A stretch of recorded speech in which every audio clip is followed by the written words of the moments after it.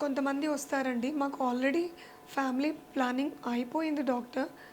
But కొన్ని కారణాల వల్ల మేము మళ్ళీ ఇప్పుడు పిల్లలు కలగాలని కోరుకుంటున్నాం. ఇది సాధ్యమేనా? ఫ్యామిలీ ప్లానింగ్ ఆపరేషన్ అంటే ట్యూబెక్టమీ అనేది పర్మనెంట్ ప్రొసీజర్. కానీ మళ్ళీ ఈ ట్యూబ్‌ని మనం రివర్స్ చేసి దాన్ని అతికిచ్చే ప్రయత్నం చేయొచ్చు. దీన్ని ట్యూబల్ రీకానలైజేషన్ అంటాం. అయితే ఈ ప్రొసీజర్‌కి ఎవరన్నా ముందుకొచ్చినప్పుడు ముందుగా మేము చెప్పేది ఆమె ఏజ్ ఎంత? ఆమెకి ఓవేరియన్ రిజర్వ్ ఎంతుంది?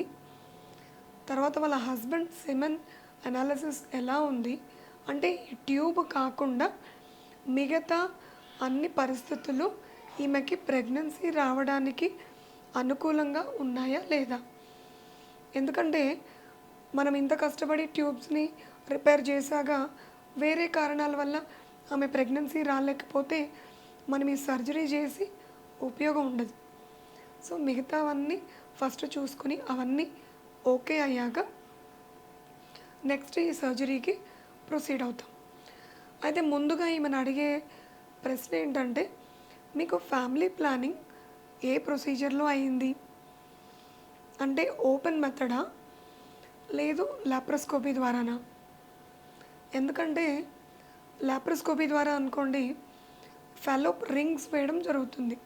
సో ఈ రింగ్స్ అనేవి ఈ ట్యూబ్‌లో చాలా కొద్ది భాగం మాత్రమే క్లోజ్ చేస్తుంది. సో ఇటువంటి వాళ్ళకి ఈజీ అన్నమాట. ఎక్కడైతే క్లోజ్ అయిందో ఆ రింగ్ వల్ల దానికి అటు ఇటు కట్ చేసి మళ్ళీ తిరిగి ఆ ట్యూబ్‌ని రిపేర్ చేయడం జరుగుతుంది.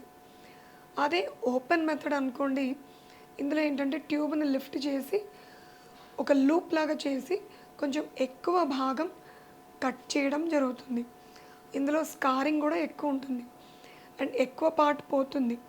అండ్ ఇంకొకటి, ఈ ఓపెన్ మెథడ్‌లో ఈ ట్యూబ్‌ని కట్ చేయడం అనేది ఏ భాగంలో అయింది అనేది కూడా ఇంపార్టెంట్. అంటే ఈ ఫింబ్రియల్ ఎండ్‌కి ఉందా? లేదు యూట్రస్‌కి దగ్గరగా కటింగ్ అయిందా? లేదు మధ్యలో కట్ అయిందా?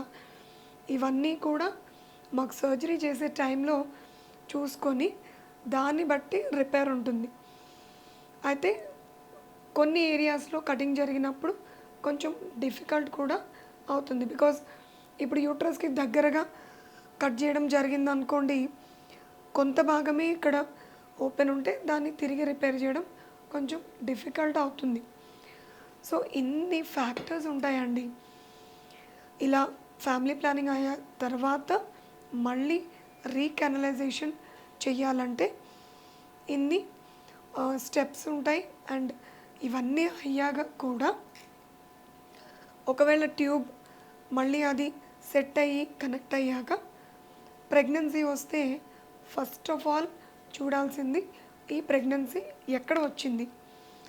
ఎందుకంటే కొన్ని కేసెస్లో ఈ ట్యూబ్ రిపేర్ చేసిన తర్వాత అక్కడ కొద్దిగా స్కార్స్ ఉంటాయి కాబట్టి ఇక్కడ ప్రెగ్నెన్సీ స్టక్ అయ్యే అవకాశాలు ఉంటాయి.